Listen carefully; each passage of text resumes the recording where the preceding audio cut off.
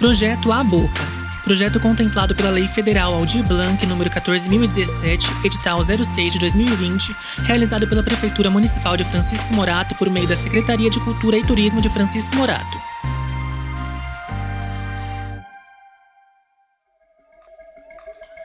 O antirracismo nosso que cada dia nos dai hoje.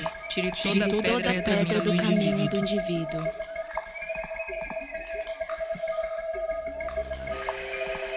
A primeira palavra a ser aprendida pela periferia é perspectiva.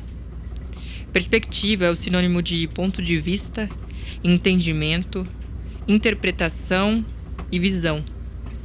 A perspectiva ela pode ser usada na gravura ou na pintura, como uma técnica de representação tridimensional que possibilita a ilusão de espessura e profundidade das figuras. Sim, aquilo que te faz vislumbrar algo com realismo, uma profundidade, uma intensidade que te aproxima da materialização. Uma ideia pode se materializar, surgir na realidade, mas não é como mágica. É mais como uma força direcionada em atingir um vislumbre, preparar-se para ele, crer e ir em frente. E eu digo que é ainda melhor quando chegamos na linha do horizonte e além de um pote de ouro também tem a chave para uma nova perspectiva de nós mesmos. O periférico é mais profundo que o oceano. Que a perspectiva do periférico seja infinita. Saravá, axé, amém. Salve a malandragem.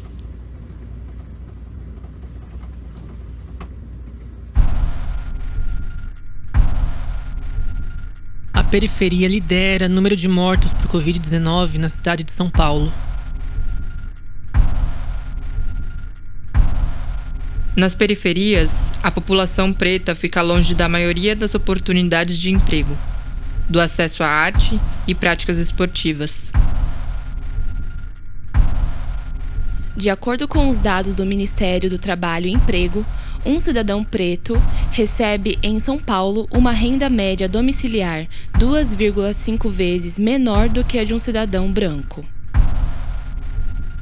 A periferia tem um padrão urbanístico irregular, carência de serviços públicos essenciais e localização em áreas que apresentam restrições à ocupação. Isto é, um ambiente perfeito para o desastre. Entender o Brasil é interrelacionar. Morador dos Jardins vive 24 anos a mais do que o do Jardim Ângela. O que o seu jardim tem que o meu não tem? Poucos indicadores explicitam com tanta clareza a desigualdade brasileira quanto a idade média ao morrer, que mostra que, dentro da maior cidade do Brasil, provavelmente a mais rica da América Latina, vive-se e morre-se com tanta disparidade em uma distância geográfica tão pequena.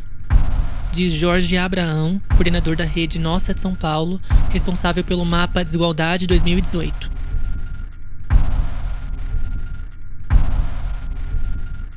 Há um planejamento para a concentração de renda?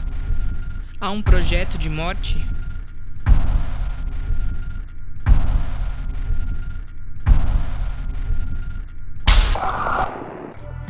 Siga o Projeto A Boca no Instagram.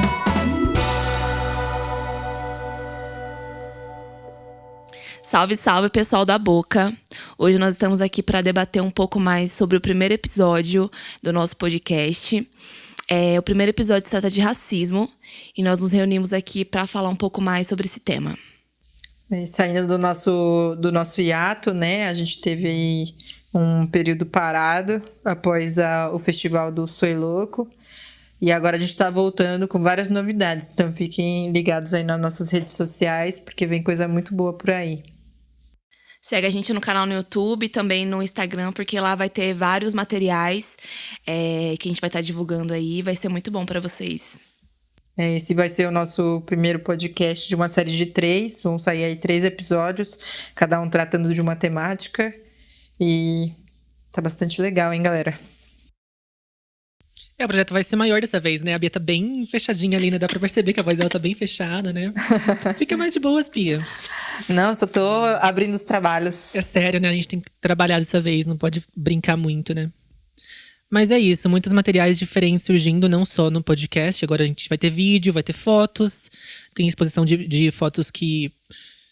Acho que no tempo de lançamento desse podcast já está acontecendo, porque a gente está gravando muito antes de lançar a exposição em si, né? Agora é dia 30 de janeiro, né? A exposição vai sair dia 5, então a esse ponto já está acontecendo. Então, se você ainda não viu, pode estar vendo agora. Você pode ir lá ver Corre agora. pra ver a exposição. Exato, Sim, gente. vai estar no Instagram, né? Vai estar no Instagram. Onde mais talvez dá pra No encontrar? Wix site, a gente vai fazer toda essa divulgação Fica aí como da fica plataforma. elieltonribeiro.wixsite, né? .com.br, é isso, mais ou menos, acho. Acho que é. Se não encontrar por esse endereço, vai estar no Instagram do mesmo jeito, então vai dar pra Acessem. encontrar. É. E nas postagens, acho que a gente vai trazer de volta à tona frequentemente, né? A exposição. Nos stories também, enfim. E aproveitando também para agradecer a galera que tá colando com a gente agora, né? Porque a gente deu uma expandida na equipe. A equipe aumentou, galera. Muito feliz de poder trabalhar com a galera aqui da cidade também, trazer gente convidada de outros lugares, todo mundo aí de Quebrada. Então, agradecer o Elielton, que tá fazendo a nossa exposição. Ele veio aí com a curadoria, com a fotografia, tá fazendo os registros também das nossas ações. A Emily Souza, que tá cuidando da nossa identidade visual. Quem mais a gente puxa aí para agradecer? Renan, a Gama, performers, né? A Yuna, A Ana. O próprio Elielton. o Elielton Diego. Estamos já toda hora aqui. Elielton, Diego, quem mais? Acho que de performers são elas. São todas essas pessoas, então. E tem eu, a Yala. Tem eu, a Camila. E eu, Nina. a Beatriz, mas… A Beatriz Nawali, gente. Nawali, Sigam no chama Instagram. E assim, vai ter uns rostinhos novos aí. Eu peço pra que vocês compartilhem o conteúdo, porque é muito legal. E essa coisa de a gente inaugurar uma exposição fotográfica é uma coisa maravilhosa. Eu amei, as fotos ficaram maravilhosas. E fala sobre a nossa cidade, vocês vão reconhecer lá, vão se identificar. Então, assim, é uma coisa incrível que tá acontecendo. Eu tô muito feliz.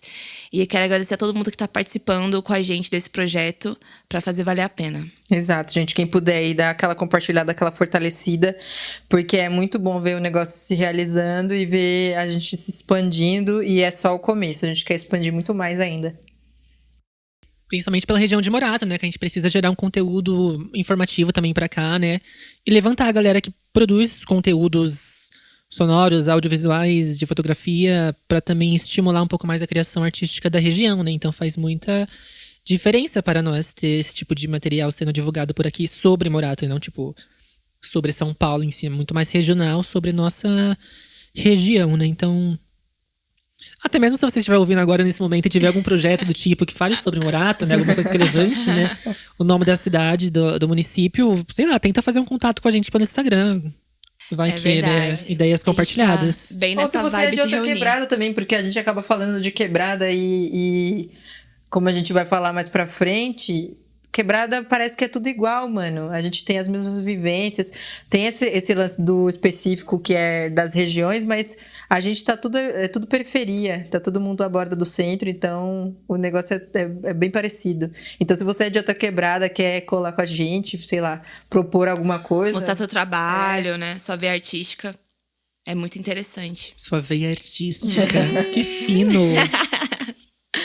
Mas eu acho que é bem isso, o rolê é juntar os artistas que estão próximos da gente pra poder fazer alguma coisa legal, porque existe muita cultura onde a gente tá. E às vezes a gente não acessa essa cultura. Então, tá na hora da gente descobrir as pessoas, descobrir os sons, descobrir quem mora aqui e reunir essas pessoas pra gerar conteúdo pra própria cidade. Eu acho que o intuito é realmente esse, fazer como se fosse uma rádio comunitária, algo relacionado assim a nós e pra nós, que sempre foi o nosso intuito. Então, se você é um artista aí de Francisco Morato, pode procurar a gente, que a gente vai ter vários projetos aí. E a intenção é continuar. Coletividade. Coletividade. Mas é super importante esse negócio, essa questão de acessar, né? Porque até mesmo nós aqui de exemplo, que a gente, pra conseguir acessar lugares onde a gente consiga remuneração, né? Até porque a gente precisa pagar contas, se alimentar e tudo mais, a gente precisa sempre acessar lugares distantes, né? Morato ficou um pouco difícil para artistas nos últimos anos, né? Felizmente agora tem esse tipo de estímulo, né? Veio muito mais pela emergência da pandemia, mas temos um certo estímulo aí pra pode continuar para sempre. Exatamente, ó, Eu estamos acho que é mais aceitando. como uma oportunidade, né? Tipo, um boom pra demonstrar e mostrar que já tem gente fazendo. Porque eu acho que o problema maior é o reconhecimento de saber que já tem gente fazendo. Nada começou do zero. As coisas foram construídas e já tem gente aí vindo de épocas. Então, Pois é. esse auxílio emergencial aí veio tanto para ajudar a gente na parte da sobrevivência, como para trazer à tona várias iniciativas que já estavam ocorrendo, sabe? Sim, com certeza. Pior que é. Tem muita gente fazendo há muito tempo coisas aqui por Morato.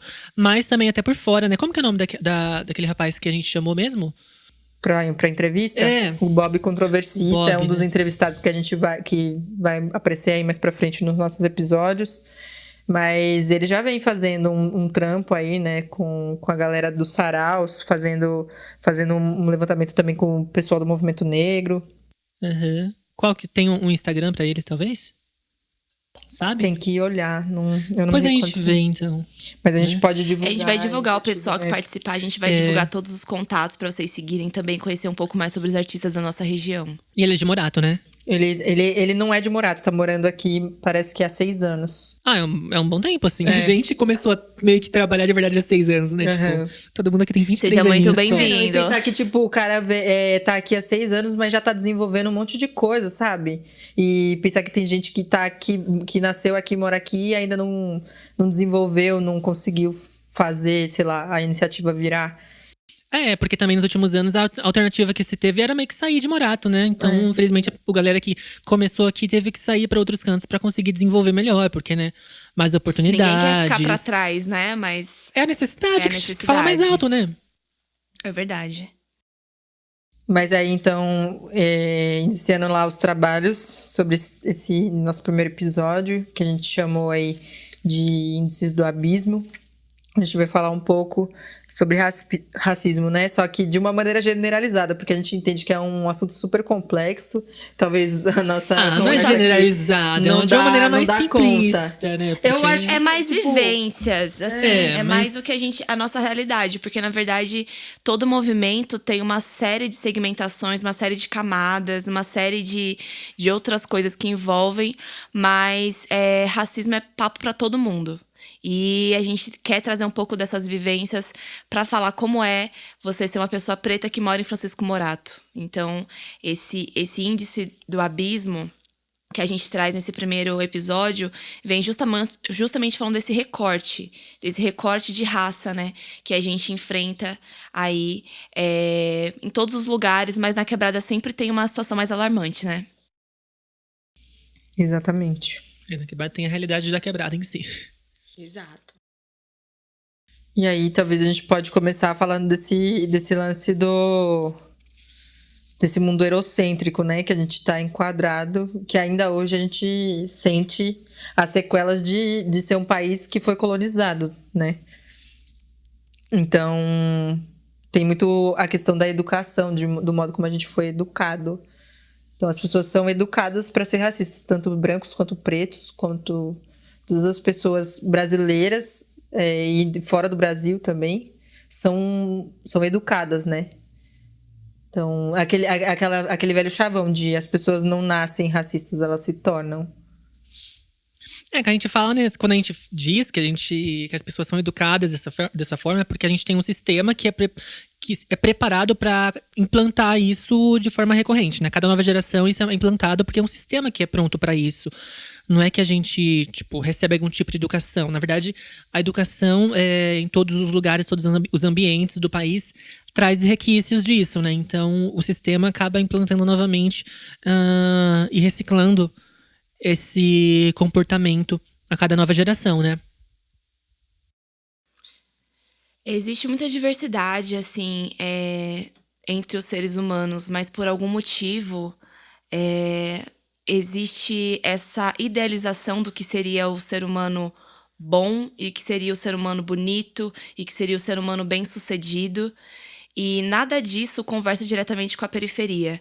Esse ser humano que foi criado, essa idealização que foi criada da pessoa bem-sucedida, rica, branca, que aparece em todos os lugares e pode vencer na vida, esse ideal, ele foi meio que jogado na periferia para servir como, olha, é isso que você tem que atingir, é isso que você precisa fazer. Só que não rola essa identificação porque tudo é diferente. São pessoas diferentes de lugares diferentes, constituindo ali uma coletividade no meio de um lugar onde falta recursos. Então, essa cultura de perseguir o sonho ou de você tentar ser outra coisa que você não é, né? Muitas vezes a gente passa por isso, de não ter essa identificação com que essa imagem que a gente tem projetada, do que a mídia impõe pra gente, do que toda essa cultura impõe pra gente. E agora chegou a hora da gente fazer a nossa própria cultura, usar a nossa própria cultura a favor de nós mesmos. Então, eu sinto muito isso, que às vezes esse modelo eurocêntrico, ele mata a raiz das pessoas, ele mata os comportamentos mais normais, o estilo mais normal de vida, a maneira como as pessoas se vestem, se comportam. Então, eu acho que isso reflete muito na maneira como a gente lidar com o mundo. E eu acho que a periferia está acordando aos poucos sobre quem ela é. Porque essa questão que você está falando de não se reconhecer, não reconhecer a própria cultura, ou esse movimento que está acontecendo, né, de retomada da cultura, de retomada das raízes e tudo mais, vem no sentido de quebrar essa lógica de conquista, né? Essa lógica de dominação, que é a lógica que a Europa realizava na época de conquista de outros territórios, de outros povos. Uma coisa que não parou, né? Isso, na verdade, ele não parou e ele foi se modificando para se tornar cada vez mais velado, pra gente não entender o que tá acontecendo, pra gente não entender que tá sendo dominado, né? Então, tem muitas coisas que se tornaram mascaradas. Não deixa de ser uma forma terrível de dominação sobre os corpos alheios, sobre as vivências alheias. E isso dificulta muito o desenvolvimento da quebrada, de verdade. Exato. E essa dominação, essa forma de mascarar... Porque, por exemplo, se você pensar na época que começou esse lance da colonização, a gente tinha muito mais a questão do escravizar mesmo, do pegar as pessoas, agressão física, tortura, todas essas coisas escancarada, né? E aí, quando a gente fala hoje sobre esse lance dos padrões de beleza, sobre, cultura... religião cristã, cultura branca, erudita. Então, são outras formas de violência tão graves quanto a tortura, quanto a exploração. Os logaritmos do Instagram também, que excluem pessoas pretas, né? As coisas foram se modificando e se tornando muito mais sofisticadas, né? Porque se a gente pensa no racismo, a gente tem que pensar que as coisas foram se tornando uma coisa inteligente, não é uma coisa burra. Porque se fosse uma coisa fácil de solucionar, a gente já tinha solucionado, sabe? Então, é muito inteligente, é muito estrategista, assim. Essa guerra para conseguir espaço não começou de agora, né? Os movimentos pretos estão aí há muito, muito, muito tempo tentando galgar situações, tentando se fortificar, tentando alertar as pessoas sobre os perigos que rondam essa existência preta. E, no caso, é muito difícil porque, é igual você falou, é tão velado, é um sistema tão bem orquestrado, tão bem administrado, é uma coisa tão forte, porque às vezes a gente não tem força nem de lutar. Às vezes você ser uma militante, por exemplo, atualmente ser uma militante é uma coisa difícil. Lutar pela própria vida e pela vida das suas pessoas que você ama, as pessoas da sua comunidade, é uma coisa difícil. Porque parece que você está remando contra a maré, você está contra um sistema mais forte do que você, e às vezes esse sistema é brutal, de sair atirando na multidão, ou de ter fortes repressões, né? Então, tudo isso faz com que a gente tenha medo de avançar, ao mesmo tempo que precisa avançar, porque sem avançar a gente acaba morrendo do mesmo jeito. Então é uma coisa assim, ser militante atualmente é muito complicado e corre-se até risco de vida, né? Como a gente já viu em outros casos de pessoas morrerem e perderem suas vidas por estar à frente de um movimento, tentando viver, tentando libertar a vida das outras pessoas. Mano. Porque pensa que a pessoa que ela não tá no front da militância, ela já sofre pra caralho. Imagina quem tá dando a cara pro movimento, quem tá botando ali, né? Usando a sua imagem, porque de certa forma a imagem da pessoa fica ligada com o movimento, né?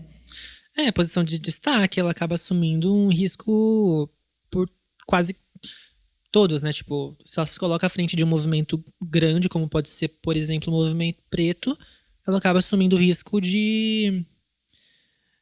os riscos que toda a população preta assume, né? No dia a dia. Eu lembro de uma imagem da Angela Davis, que eu até compartilhei esses dias nos stories, dela palestrando atrás de um vidro, assim, à prova de balas. E eu ficava, caramba, por que uma mulher preta precisa usar colete, precisa ter algo protegendo ela? Por que ela não pode discursar para as pessoas de uma forma livre, né? Então, assim, correr o risco de vida o tempo todo de ser morto, assim como a Marielle Franco também foi morta por falar a verdade, por denunciar, por ser uma pessoa que busca igualdade. Então, esse virou um dos motivos para a morte aqui no Brasil. E na periferia é pior ainda. É porque pensa, mano, essas pessoas que estão tentando quebrar essa lógica de dominação, elas são muito perigosas, né? Porque elas podem real armar um levante da gente, tipo... Pensa que a gente é 57% do Brasil, é muita gente. Imagina se toda essa gente se tocar, se ligar que está sendo dominada e reivindicar um lugar, um espaço que é nosso por direito, sabe? Pra galera que é privilegiada, que exerce esse domínio, é grave pra caralho. Então, eles vão com certeza usar a lógica da violência para manter esse privilégio, para manter esse espaço de poder, né? Para manter essa soberania, assim. Mas, assim, grandes problemas do Brasil sobre pessoas pretas, enfim. Porque o que falam sobre a gente ser metade do Brasil, população preta, na verdade, a soma de pretos e pardos, né? Tudo mais. Tem toda aquela problemática da quebra da unidade. Então, tipo, as pessoas pardas não se sentem pessoas pretas também. Então já tem toda uma quebra de, tipo assim, o movimento preto tem vários pequenos agrupamentos. Com isso, já é muito difícil que toda essa população reconheça todos os riscos e tudo mais e consiga um levante sobre isso, na verdade, né? E existe toda a complicação de, tipo, o Brasil em si ter tido o apagamento. Então, é difícil que a galera reconheça que eles estão dentro desse sistema, sabe? Até pessoas que acham que não são pretas ou negras, enfim, elas acabam se excluindo disso porque elas acham que o peso desse sistema do racismo em si no Brasil não cai sobre elas.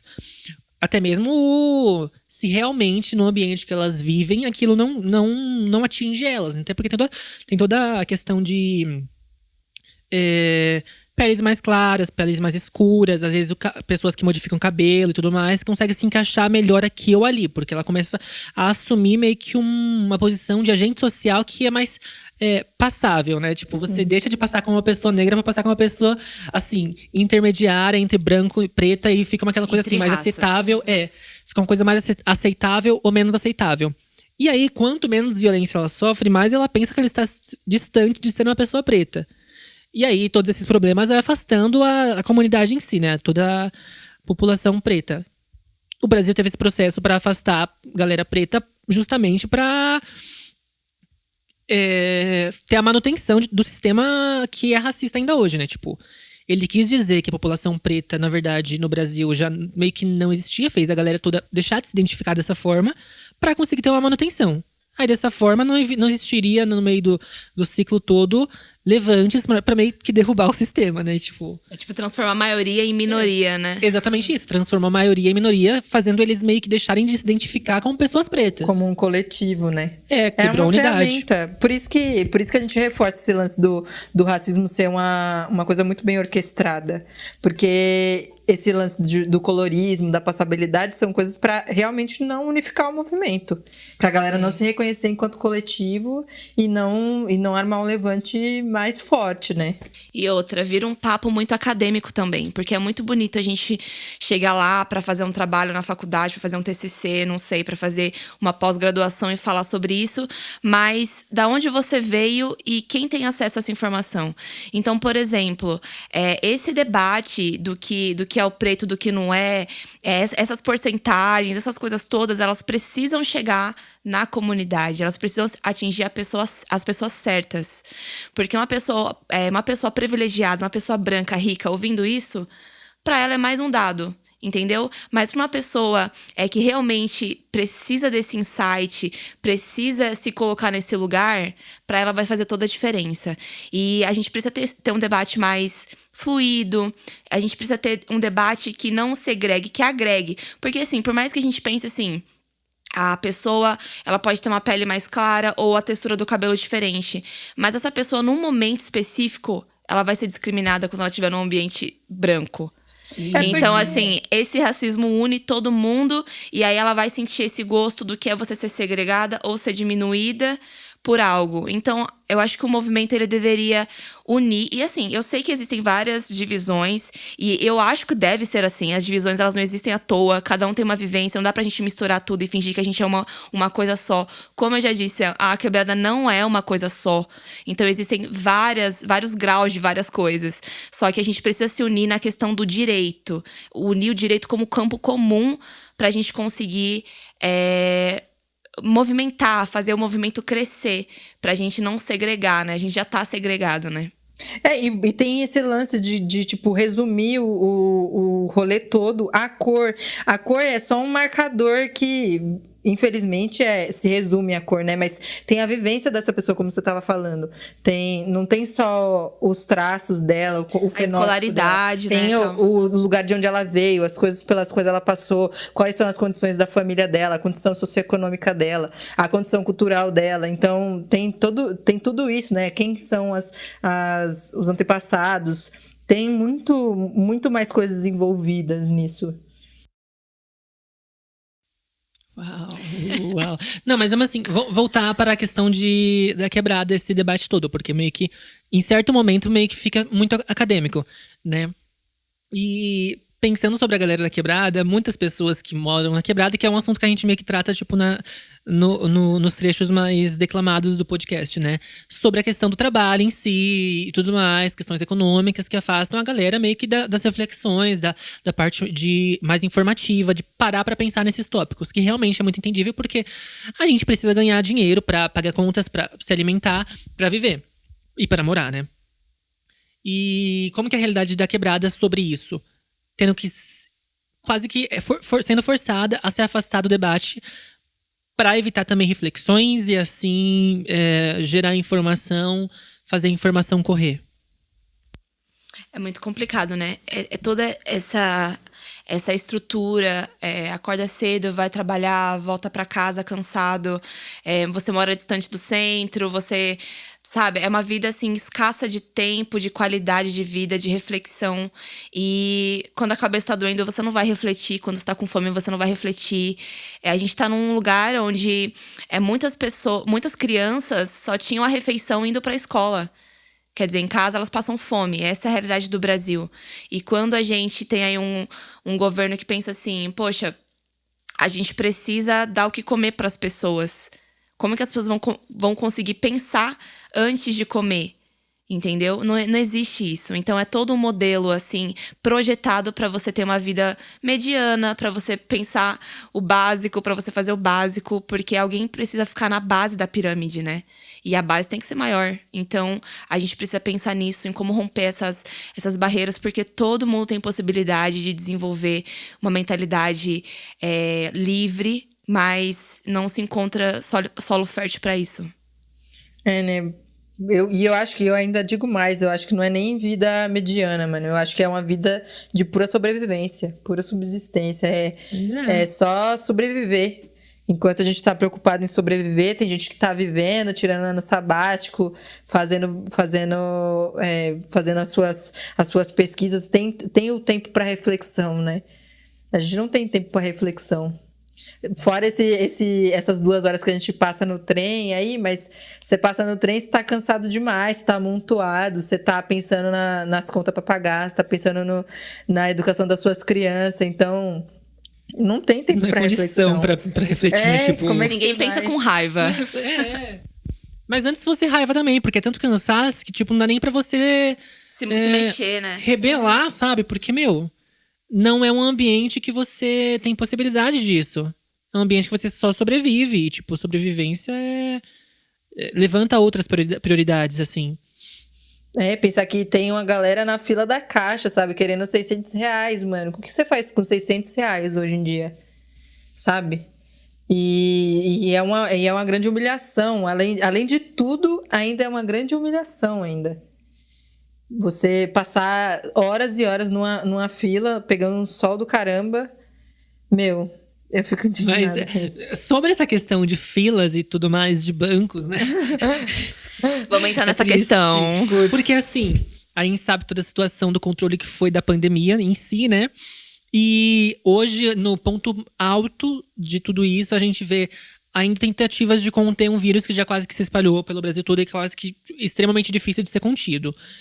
E aí, nesses lugares mais periféricos, por exemplo, Francisco Morato, onde tem instituições bancárias que tentam ainda fazer esse tipo de controle, só que, na verdade, por outro lado, existe uma despreocupação imensa com o povo que tenta sobreviver. Filas enormes, sem controle nenhum, falando sobre a pandemia em si, né? Sobre segurança para com o corona. Tipo, largam de mão completamente. Tipo, não é um problema deles isso, sabe? Isso é extremamente humilhante para a população que reconhece, sim. Só que também levanta outras prioridades. Então não tem como se rebelar exatamente sobre isso. Mas não é como se você chegasse nesses lugares e vesse a galera totalmente aceitando isso. Você vê que as pessoas estão extremamente furiosas, estão se sentindo humilhadas sobre isso, mas fica evidente a questão da humilhação do povo periférico com as instituições no geral, né? E é humilhante e triste pra caramba. E exatamente nesse lugar, porque a gente fica pensando que não tem infelizmente, a gente tem um grande despreparo na periferia de como se organizar e de como usar as ferramentas certas. Por exemplo, nesse caso de instituições que humilham, né? A gente pensa que o rolê é reclamar, chamar gerente, gritar e fazer barraco. E de fato, mano, é uma forma super legítima de demonstrar sua indignação. Mas, ao mesmo tempo, a gente vive num mundo burocrático. Então, não é assim que funciona, né? A organização e o resultado, ele vem de outro jeito. É tipo, ligar na ouvidoria, caçar os seus direitos, pegar a defensoria pública. Então, tem muito esse lugar também da falta de informação, né? A gente não repassa entre si e as autoridades não repassam pro povo um modo de se organizar e de reclamar os direitos. Eu tô tão descrente dessa situação que eu não vou nem correr atrás.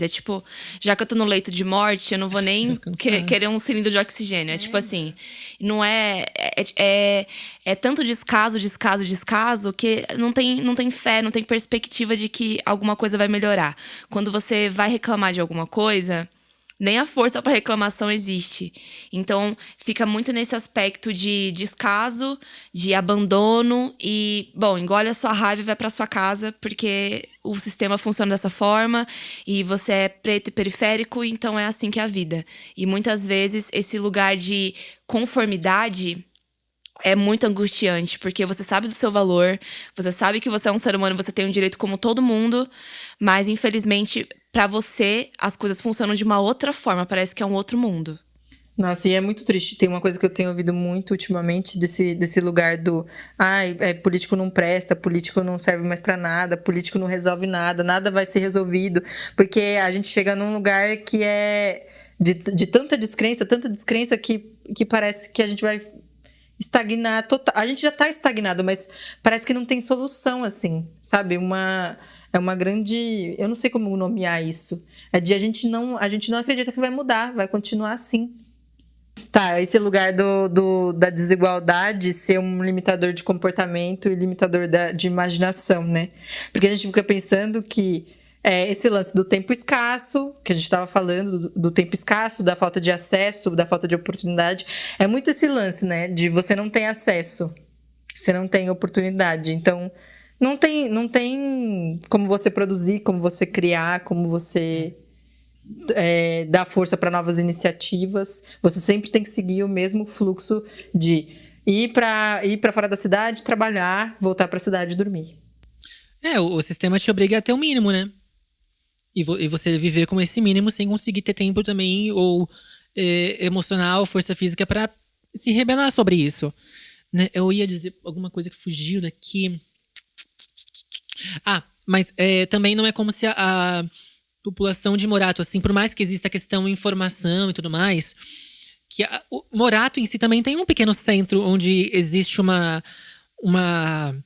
a informação correndo, né? Tem bordas também meio que subperiféricas até em Morato, né? Tipo, existem lugares onde a informação corre muito mais, onde existe acesso, por exemplo, a serviços de internet com mais qualidade e tudo mais. E existem as bordas de Morato, onde o negócio é bem mais escasso realmente, né?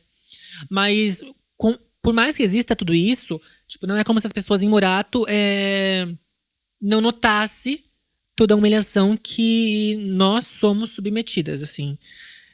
Se você, de repente, está por exemplo, numa experiência minha, assim, de dias atrás, com filas de banco, como eu falei agora há pouco, com a situação toda de tentar manter controle do corona e tal, só que de uma forma bem obedecendo ordens de cima, mas não realmente ligando para a população em si. Você vê as pessoas se sentindo humilhadas e tentando levantar a voz com isso, né? Como se as pessoas estivessem inertes lá, tipo, não penso nada sobre isso, vou deixar só acontecer. A galera meio que fica furiosa, sim. Só que, sabe, como que vai levar isso pra frente da forma como o sistema te obriga a se manter com isso, sabe?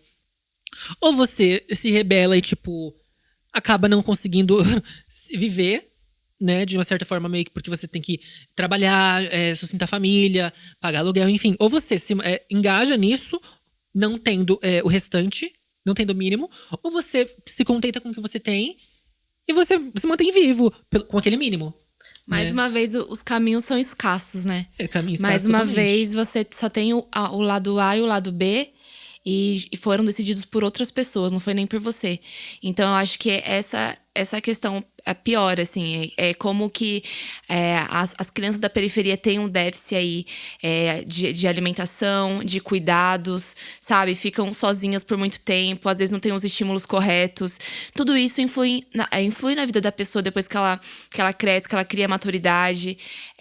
Então, assim, dá pra gente pegar toda essa população, se a gente fosse fazer um grande estudo sobre isso, a gente ia ver como a periferia impacta de uma maneira, assim, visceral na vida da pessoa, nos traumas das pessoas, na autoestima delas, né? Na maneira como elas se colocam no mundo. Então, a gente vê as pessoas desistindo dos sonhos delas, ou então optando por fazer algo, ou optando por ficar num subemprego, que é o que acontece. As pessoas falam muito de São Paulo. Mas Francisco Morato tá ali perto de São Paulo, tá perto do centro, não é tão longe, deve ser mais fácil.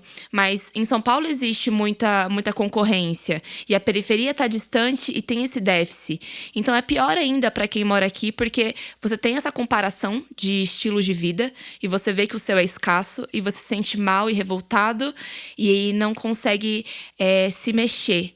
Então, isso é muito agonizante, assim, é muito ruim. Vamos fechar, então, por aqui essa primeira leva de discussão, que ficou bem calorosa. Sim, e até mais, galera. Até mais. Tem mais daqui a pouquinho. Projeto A Boca. Projeto contemplado pela Lei Federal Aldir Blanc, número 14.017, edital 06 de 2020, realizado pela Prefeitura Municipal de Francisco Morato por meio da Secretaria de Cultura e Turismo de Francisco Morato.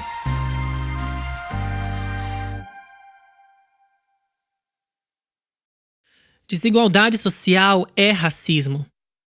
Você já se perguntou por qual motivo existe uma diferença tão grande entre as pessoas do centro e as pessoas da periferia? O que faz a realidade ser o que ela é? Só depois de estudar essas circunstâncias poderemos ter algum grau de libertação. Essa libertação começa no campo das ideias e vai gerando impulso para as mudanças físicas, pois é possível ver de onde você vem apenas observando sua maneira de vestir e se comportar. Até nisso existe uma diferença. Como dois mundos que são unidos por trilhos de trem, grandes distâncias físicas e grandes distâncias sociais. Cabem dois mundos no estado de São Paulo. A gente vai e vem de trem todos os dias, ultrapassando essa barreira física e social. Mas na hora de dormir, quando as pernas doem, É para o meu canto no mundo que eu vou. Pego o trem na Barra Funda e desço em Morato, feliz da vida por finalmente chegar de viagem de novo. Uma odisseia todo santo dia.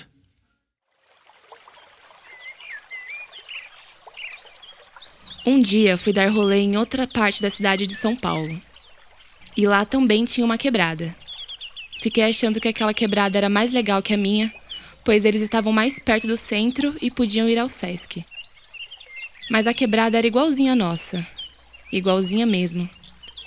Tem quebrada em todos os lugares, mas a nossa tem mais árvores. A minha quebrada tem gosto de casa, mas isso não é nem bom e nem ruim. É só um fato mesmo.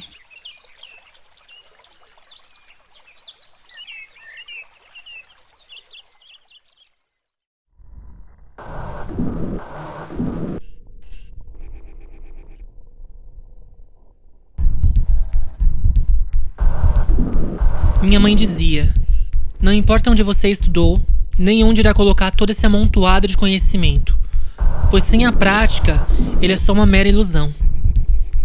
Agora eu sei disso.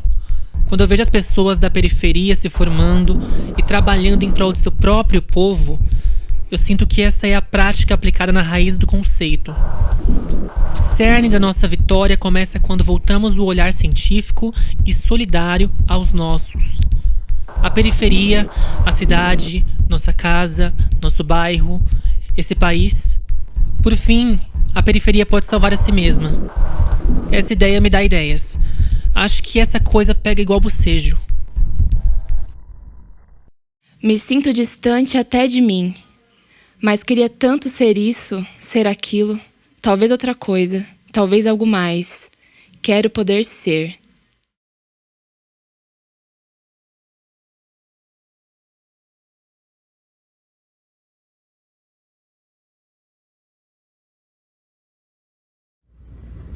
A minha história é de segregação. Eu me sinto apartada do mundo, num submundo de miséria e solos inférteis. O mundo não muda para todos, ele só gira capenga para umas poucas centenas de seres humanos. Vai me dizer que nunca escutou essa do RZO. Então centenas vão sentados e milhares vão em pé. Quando eu tô no trem, eu penso em nós como uma massa, e não como indivíduos subjetivos, inteligentes e únicos, pois estamos todos sempre amontoados e passando pelas mesmas histórias que se repetem, como num estado cíclico, fechado. O mundo realmente se desenvolve, mas aqui, nesse tempo, nesse espaço, é diferente. Eu diria que é um lugar onde os sonhos demoram para acontecer, e os sonhos não esperam.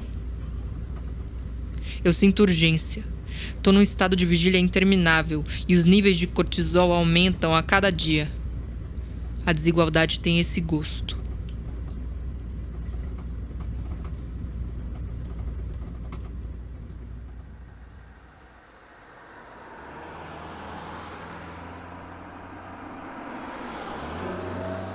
Às vezes parece que a realidade vai me deixar louca.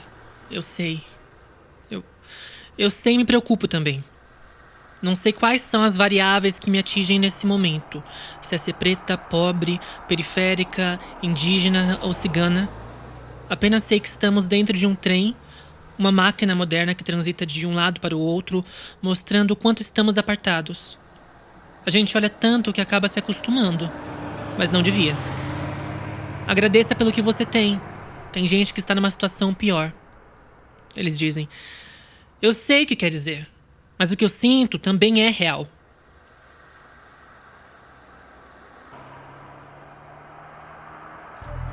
Siga o Projeto A Boca no Instagram.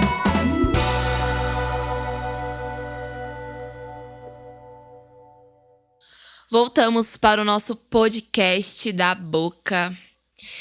E como a gente estava falando sobre autoestima das pessoas que moram na periferia, sobre essa falta de perspectiva positiva de vida. As pessoas realmente têm um problema de autoestima quando vêm da periferia, por vários motivos. E aí vocês podem fazer os recortes que vocês quiserem, por classe, por gênero, por raça. Podem fazer os recortes que quiserem, porque na periferia existe uma diversidade. Tem pessoas brancas, pretas, tem indígenas, tem ciganos.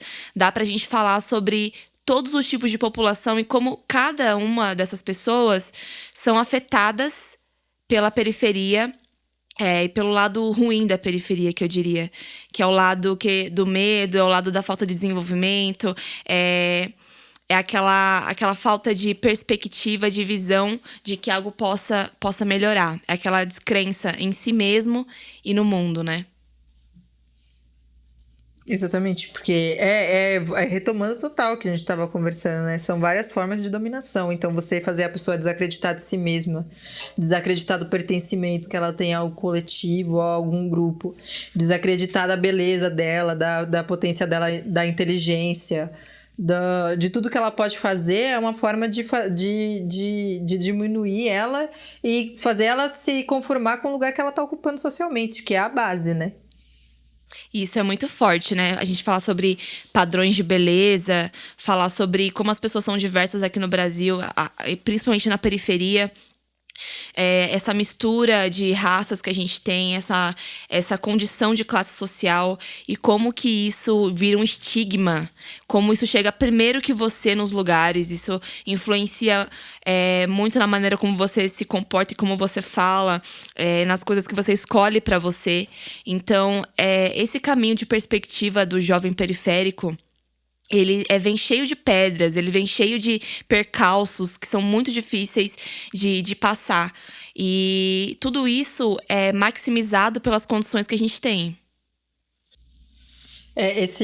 Tem uma coisa que é muito interessante, que é legal de falar, que esse rolê da autoestima, ele tá muito ligado com um negócio que um sociólogo chamado Stuart Hall, ele fala da identidade, né?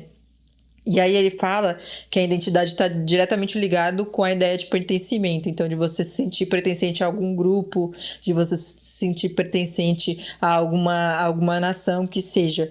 Só que ele fala que a ideia de identidade ela precisa ser desconstruída, porque no momento que a gente vive, na contemporaneidade, isso se torna muito complexo.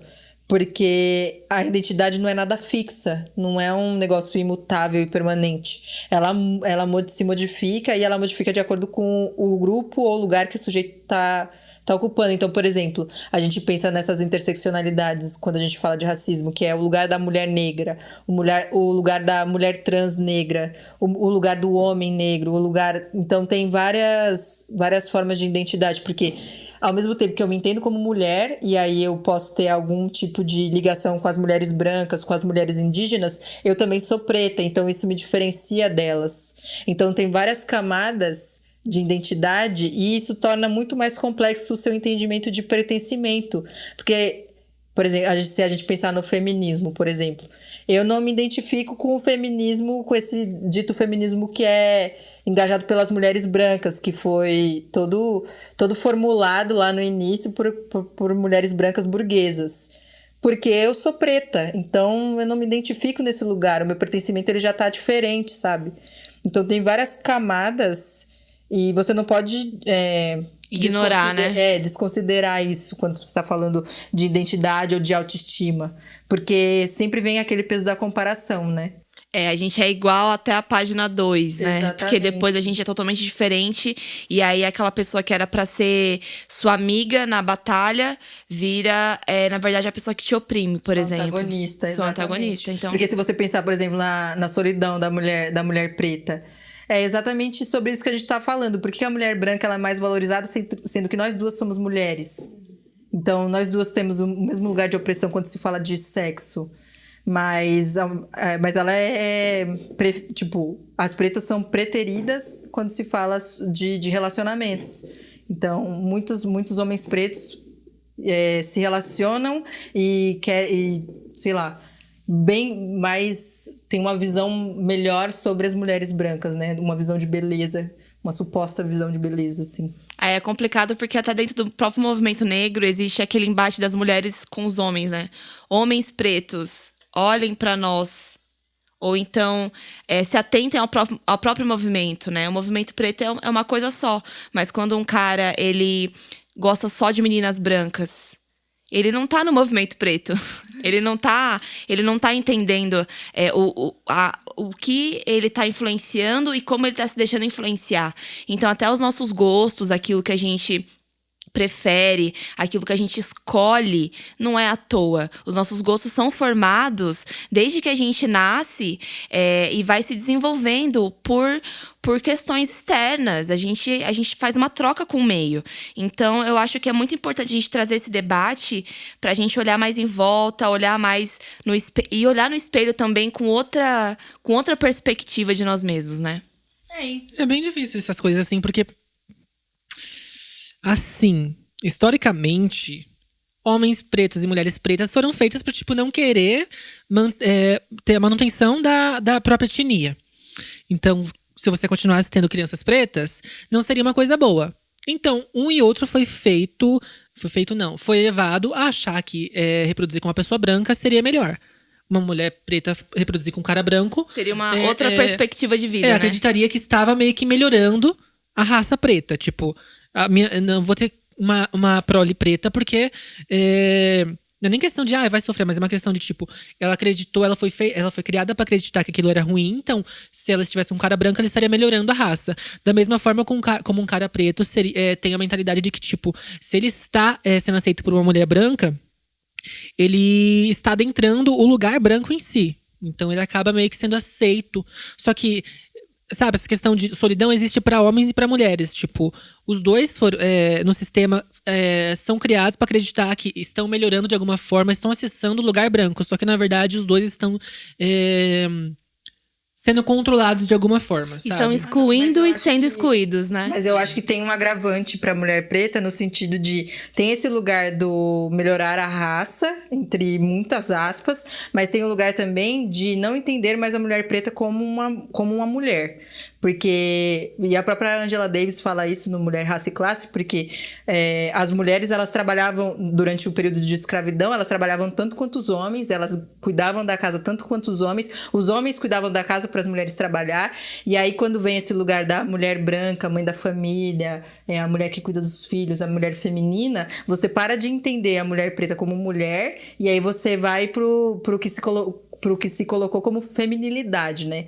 Então você desumaniza a mulher preta, ela passa a ser somente um corpo de prazer do homem branco, e aí por isso você não entende ela como mulher. Então tem um agravante, tem esse lugar da solidão. Eu concordo que vem pros dois, tanto pro homem quanto pra mulher, mas tem um agravante pra mulher preta e é um agravante que não pode ser desconsiderado.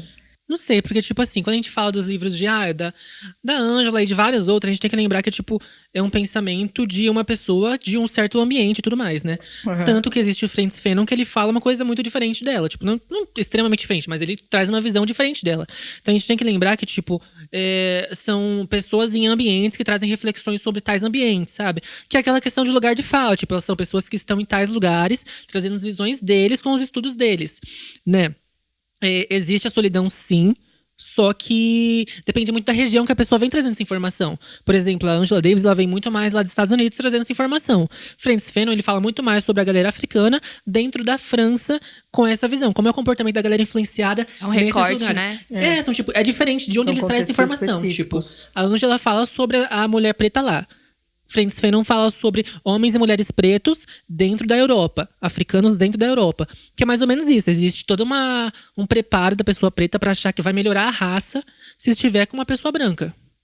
Então, tipo, nada é extremamente concreto ou a certeza. Tipo, são várias informações que trazem reflexões e não certezas concretas, sabe? Em cada ambiente existe características diferentes ou também semelhantes de encontro, né? É igual você querer comparar o movimento preto norte-americano com o que a gente tem aqui no Brasil. Não tem como. Não tem como, porque lá as coisas que são pensadas, assim, Todos rumam para a igualdade de direitos, todos. A luta sempre foi pelos direitos civis, sempre, em todos os lugares.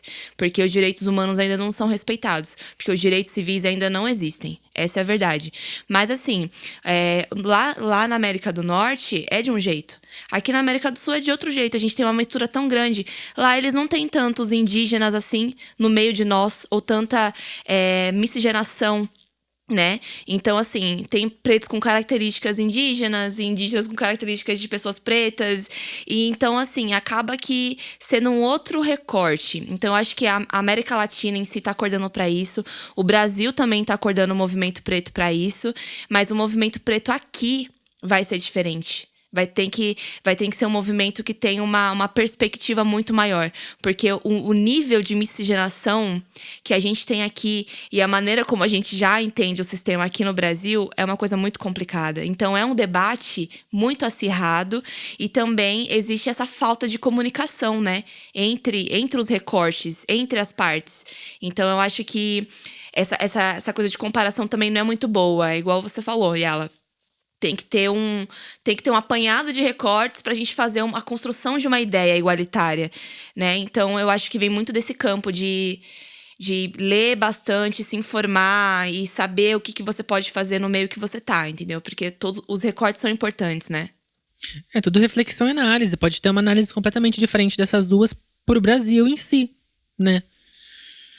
Mas acontece esse tipo de situação no geral, né?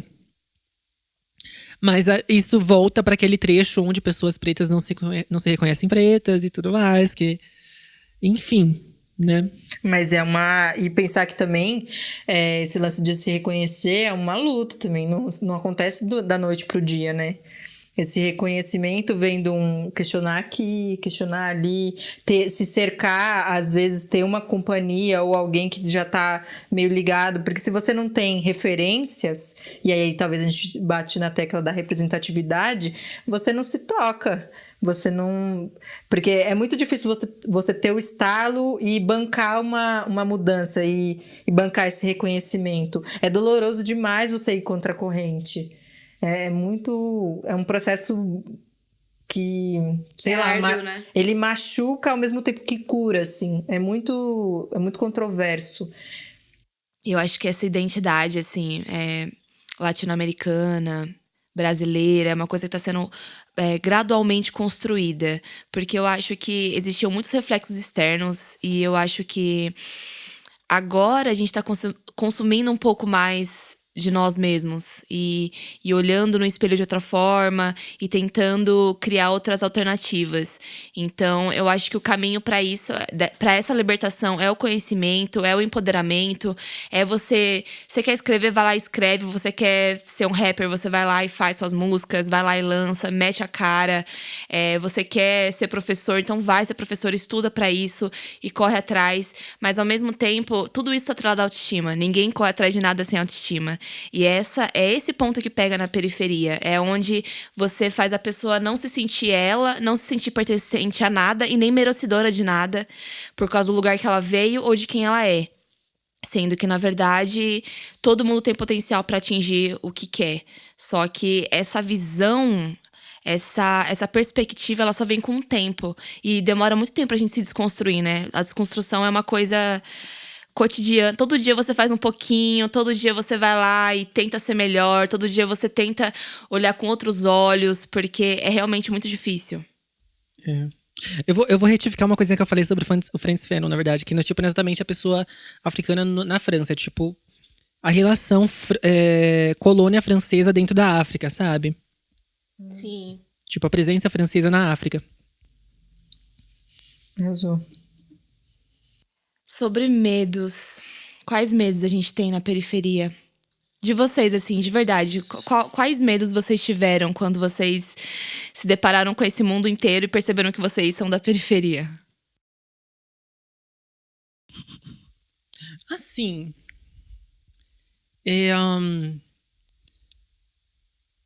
acho que o medo, na verdade, assim, é mais da violência institucional, sabe? De você acabar sendo acusado disso, daquilo, de você sofrer violência por parte das instituições. E é isso, né? Mas não somente por você, assim, pela sua família e por pessoas. Depois que você acaba meio que adquirindo um certo tipo de informação pra saber a possibilidade, meio que o potencial de cada pessoa para a violência institucional, você acaba temendo também por ela. Você olha para o rosto da pessoa e você pensa, poxa, isso pode acontecer. Até mesmo com você ou com o outro. Você acaba passando pela sua mente o que acontece, porque até mesmo as notícias, assim, do dia a dia meio que trazem vários exemplos dessas situações. É inevitável você voltar a pensar sobre isso, né? Então, sobre minha família que é preta, eu sempre meio que vou lembrando sobre isso, sobre as violências que podem acontecer com eles e comigo também, né? Institucionais e as situações diárias que a gente pode passar, sabe? Mas isso vem depois de um certo tipo de informação, porque, por exemplo, eu tenho a pele muito clara, então, tipo, por um certo período, acho que nem eu conseguiria me considerar uma pessoa negra. Acho que a minha adolescência inteira, assim, minha infância, eu me diria uma pessoa parda, até porque, tipo, parte da minha família também é branca. Então, tinha esse desaproximar, né? E também tem sempre essa questão de pessoas pretas meio que... É bem delicado isso, mas pessoas pretas acabarem enxergando pessoas pardas como pessoas não pretas também, né? É bem delicado isso e, tipo, enfim, é informação para outro registro. Mas eu, quando criança, jamais que eu ia me considerar uma criança preta, tipo, tenho a pele muito clara para isso, tipo, eu não me sentiria inserido nisso. Então, hoje, reconhecendo o lugar que eu estou assim, eu temo mais pela minha família, né, que realmente estão num lugar assim de pessoas pretas retintas, né, que acabam sofrendo mais a tal violência institucional. E também, né, do sistema. Eu lembro que teve um dia, quando eu era criança, acho que eu tinha uns 6 ou 7 anos. Eu tava conversando com meu pai e aí a gente tava vendo um filme sobre escravidão. Aí eu olhei pra ele e falei, nossa, nem parece que isso aconteceu, né? Como que isso poderia ter acontecido? Aí ele olhou pra mim e falou assim, você fica falando assim, mas se a gente estivesse em outro momento do mundo, em outra época, você também seria escrava. E aí acho que foi esse primeiro momento que eu pensei, real, eu acho que é uma coisa que tem muito a ver comigo. E eu achava que não tinha a ver, sabe? Eu tava chorando porque eu tava vendo as pessoas no filme sendo escravizadas. E aí meu pai olhou pra mim e falou assim, mas se a gente tivesse nascido em outro tempo, essa seria a nossa realidade. E aquilo foi um choque pra mim, acho que eu tinha uns 7 anos. E eu nunca mais esqueci disso. Foi uma lembrança muito marcante porque, enfim, ao mesmo tempo que eu vi que as coisas mudaram, eu ainda me sentia limitada e eu acho que um grande medo meu sempre da vida foi ser limitada. Foi tipo, não poder ver uma perspectiva pra mim e não alcançar os objetivos. Porque tudo na periferia é mais difícil. Você vai... Tudo que você vai fazer é mais difícil.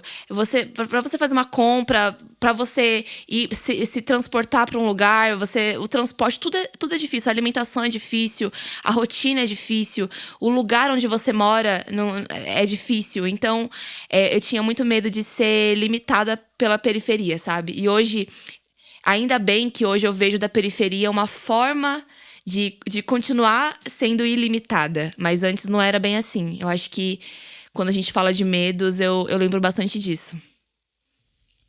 Putz, eu acho que o meu maior medo sempre foi minha violência comigo mesma, assim. Porque eu acho que eu vivi muito tempo na negação.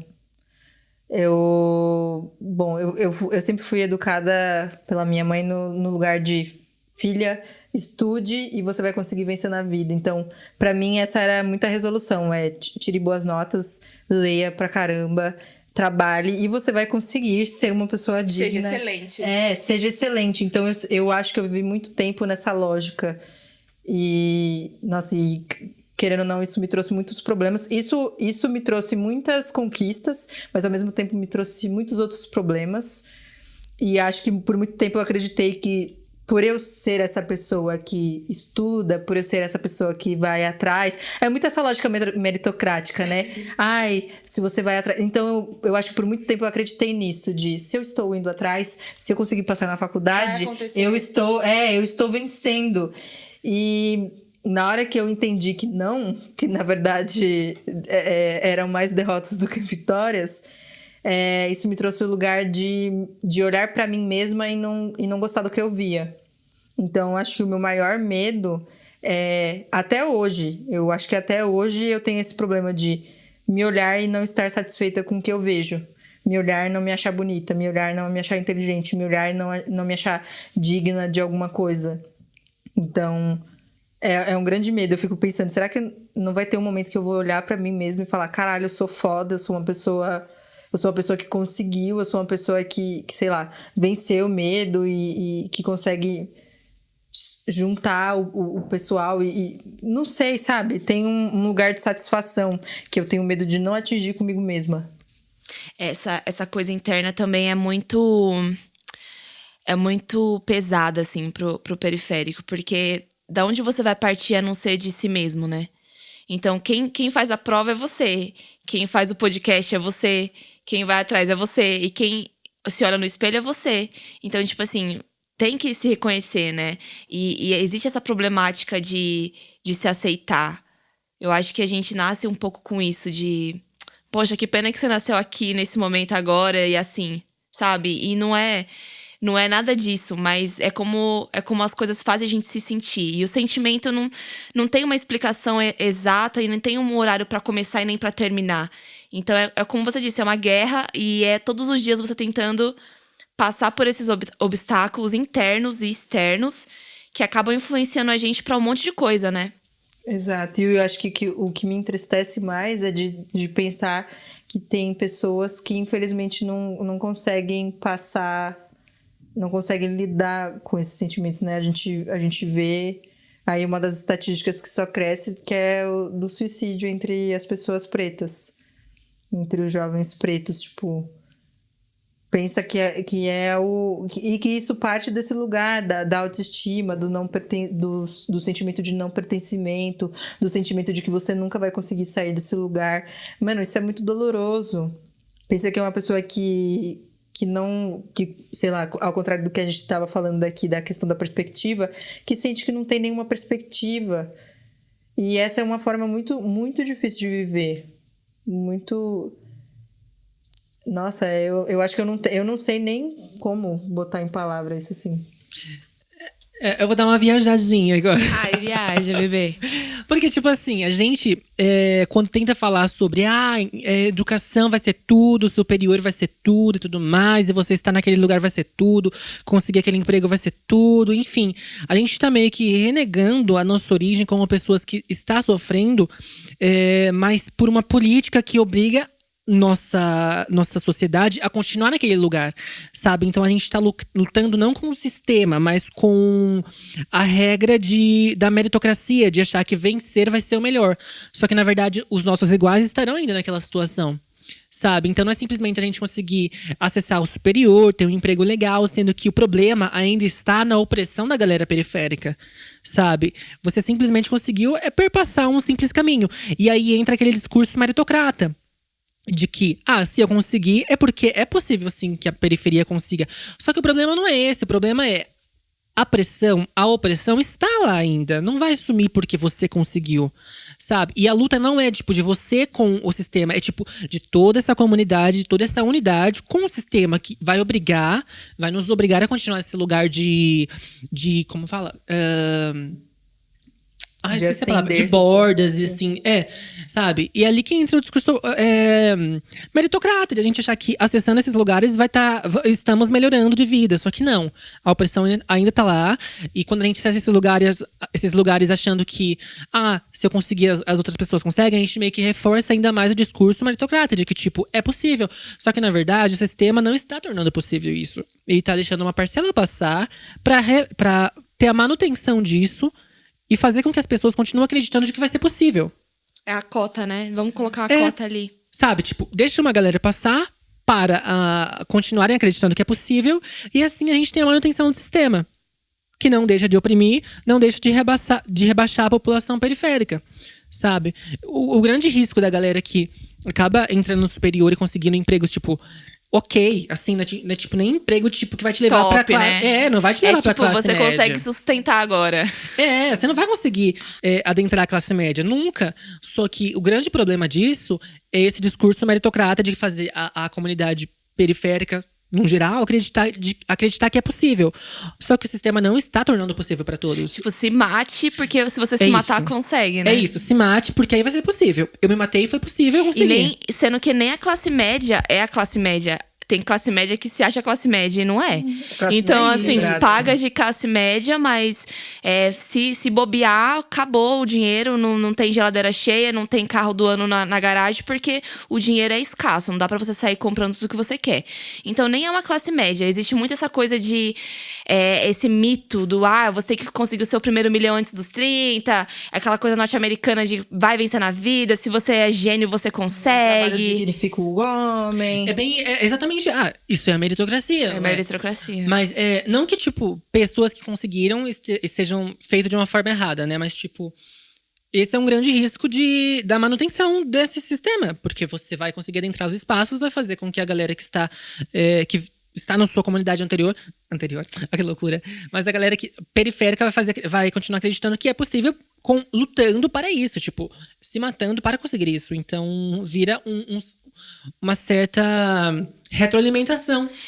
É muito a lógica do... É porque essa lógica, esse sistema, é pra individualizar mesmo. Aí a gente volta na questão do pertencimento. É pra você não se sentir parte de um coletivo. Você não vence enquanto coletivo, você vence enquanto indivíduo. É isso. Você conquista o paraíso enquanto indivíduo. Então, você vence, você vai ter a sua mansão, você vai ter o seu carro, você vai ter o seu bem-estar tá garantido, né? O coletivo que se foda. Eles não estão, entendeu? Não tem uma... Agora, se você pensa que a gente tem que vencer enquanto classe social, enquanto grupo social, isso é outro rolê, né? É isso. O exemplo que estamos aí vendo é o quê? O Enem.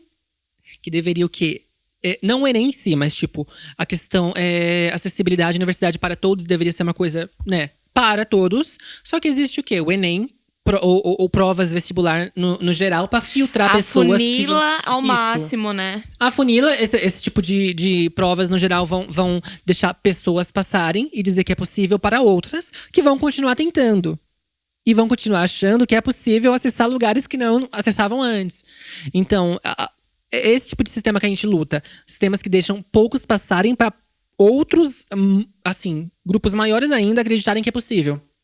É muito complicado mesmo. E a opressão continua para todos eles lá, tipo, vão continuar com empregos ali na classe operacional, não que isso seja algo ruim, mas vão continuar com os piores empregos, vão continuar ganhando pouco, vão continuar sendo oprimidos. E tem um adendo ainda de que, tipo, essas pessoas que passam, né, essas pessoas pretas e periféricas que conseguem acessar esses espaços, tipo, ensino superior ou ter um melhor cargo em empresas, às vezes essas pessoas nem vão conseguir chegar ao final da graduação, né?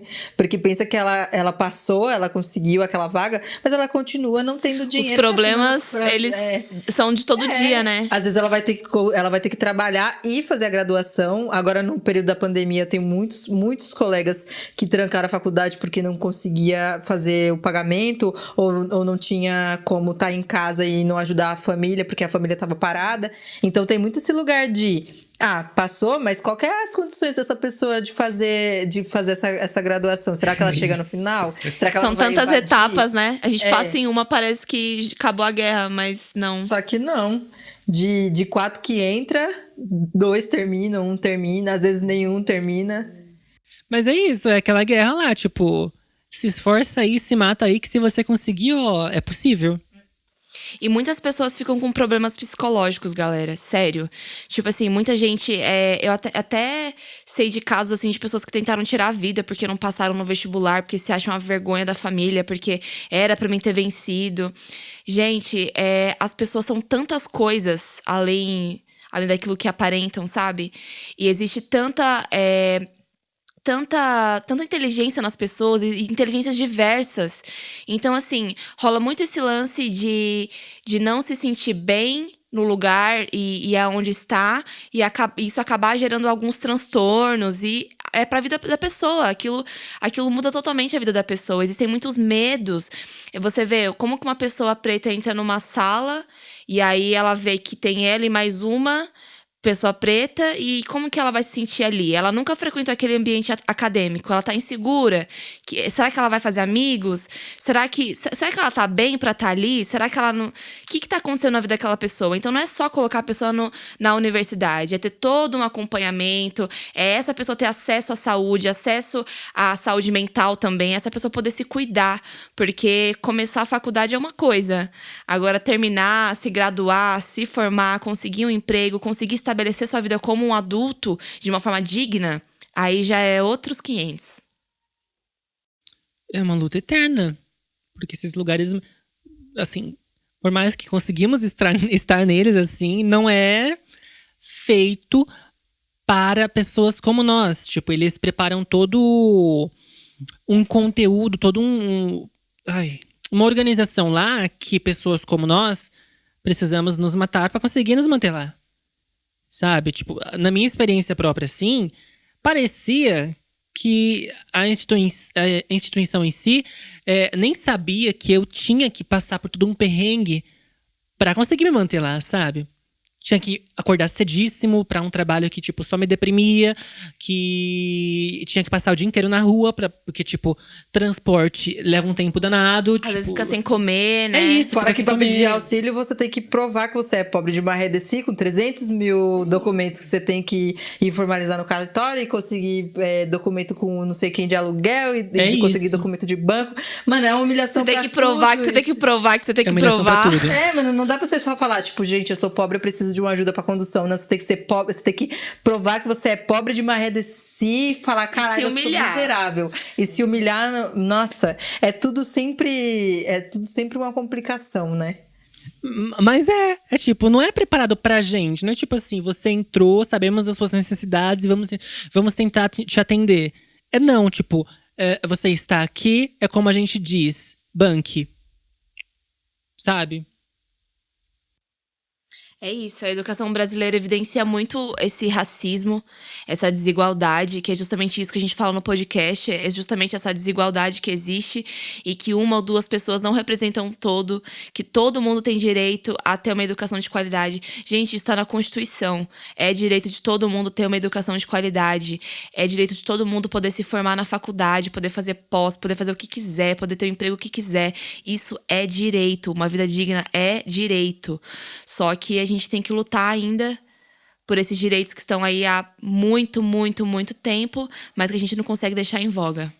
E se reconhecer sua cultura, reconhecer sua família, reconhecer o lugar de onde você veio, fazer esse lance de retomada das suas origens, porque tudo isso constitui identidade, constitui quem você é, o que você tá aqui nesse mundo para realizar. Então, tipo, fora o acreditar em você mesmo, acreditar na coletividade, acreditar nas pessoas que estão com você e nos seus iguais, sabe? Tem muito esse lugar. Caraca. Que reflexão!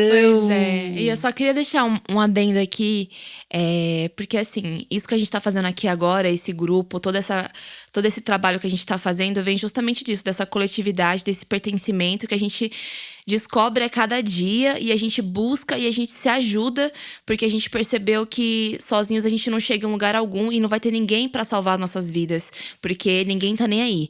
Então a gente precisa se juntar e a gente precisa ir atrás. E galera, por favor, escuta a RZO, porque é a bíblia de quem mora na periferia e precisa de autoestima pra conseguir o que for.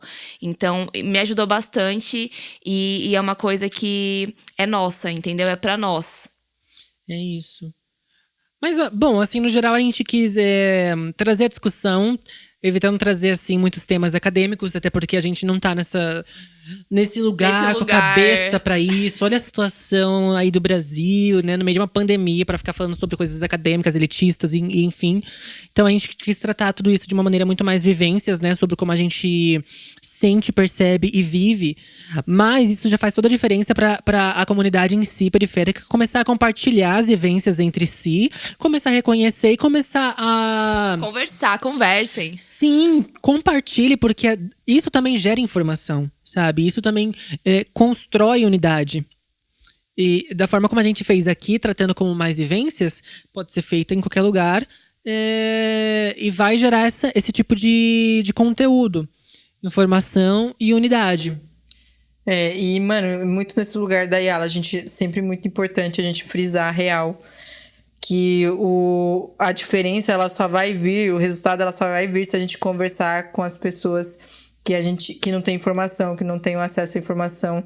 E conversar da maneira mais conversa possível, mais vivência possível. Não adianta falar difícil, não adianta ficar trazendo termo. A gente tem que conversar com as nossas mães, com as nossas avós, com os nossos pais, com os nossos vizinhos. São essas pessoas que a gente tem que trazer pra luta, sabe? Não adianta a gente ficar batendo papo com a galera que já tá no superior, que já tá, sabe? Esse lugar não é o lugar que a gente tem que fazer a militância. Tem que também escapar desse lugar da militância arrogante, de eu sei, eu tenho a informação, lacração, né? Eu sou foda, eu sou o pretão agora e eu vou salvar o movimento, eu vou botar as caras. Não é isso também, é coletividade. Por mais que a gente tenha falado de Angela Davis, Frantz Fanon, tipo, a gente não quer fugir pro lado mais acadêmico. Tem que ser uma coisa muito mais vivência, até porque isso toca na parte mais emocional das pessoas e vivências. Então isso é mais importante do que exatamente você acessar a informação elitista acadêmica. E é sempre bom ter informação. Assim, se você tem um acesso, se você tem como fazer essa pesquisa, se você tem como ler esses livros, é sempre bom também, mano. É sempre bom você procurar outras pessoas que estão falando, porque isso já vem de anos já. A gente não tá inventando nada. Isso já vem de uma luta de pessoas que tiveram atrás da gente. Pessoas que estão velhas agora e que conseguiram sobreviver a movimentos. Mas eu acho que a questão é que a gente vai estudar, a gente vai relembrar, mas na hora de aplicar o conhecimento, você vai aplicar onde você mora, você vai aplicar onde realmente precisa. Porque eu acho que o discurso bonito, ele não é para agradar os ouvidos. Ele é para fazer revolução. Exato. E o conhecimento da nossa comunidade, da nossa, sei lá, das nossas avós, das nossas mães é tão importante quanto da Angela Davis, quanto do Frantz Fanon. Então... É isso, a gente tá no momento e tá num ambiente que é o aqui e agora. Então a gente precisa pensar em como construir toda essa ideia e unidade no agora, sabe? Isso tudo é informação e ajuda assim, muito. Só que, assim, como a gente vai falar sobre estar numa situação periférica e toda a opressão e toda a falta de tempo, todo o cansaço físico e mental que a gente sofre, o mínimo, o que já ajuda para essa construção é falar sobre isso. Até porque isso toca numa parte emocional que é real e faz parte da nossa vida. Não ignorar esses sinais. Compartilhar a informação. E é basicamente isso. Tô aqui já. Sem falar também que assim, depois que a gente conversa, a gente se sente muito melhor. Sim, libera. Porque, sei lá, ficar sozinho, principalmente na pandemia, né, gente? Você pegar os seus medos e falar consigo mesma. Só que assim, nem sempre isso vai funcionar. Às vezes a gente precisa do outro pra se reconhecer. E é essa questão, conversar com as pessoas que são parecidas com você, sair pra conversar. Tá entediado? Conversa, chama alguém pra conversar.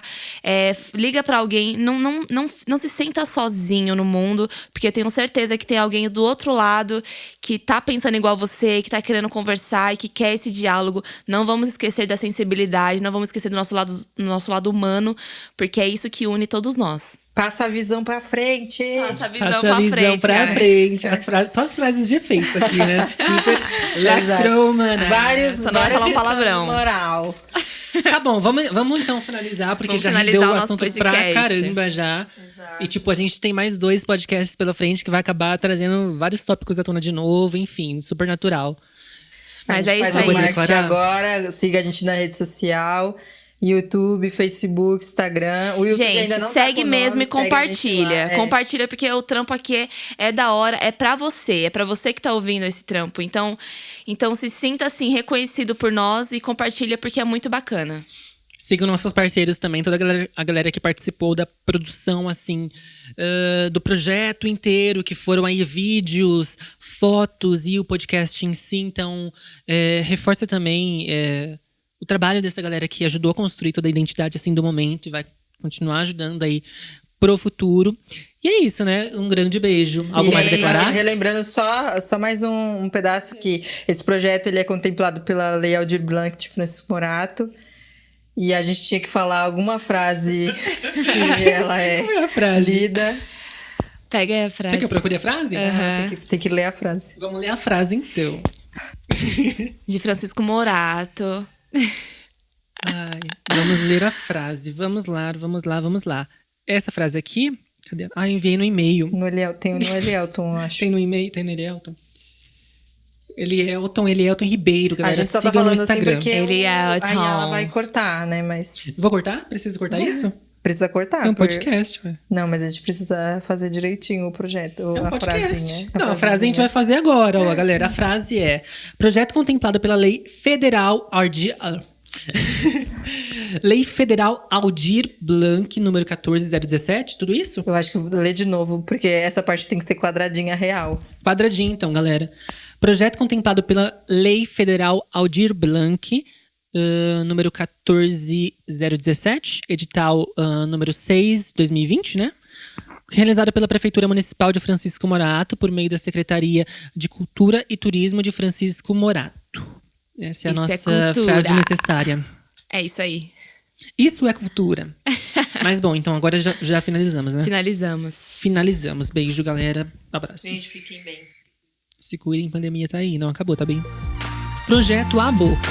Projeto contemplado pela Lei Federal Aldir Blanc, número 14.017, edital 06 de 2020, realizado pela Prefeitura Municipal de Francisco Morato por meio da Secretaria de Cultura e Turismo de Francisco Morato.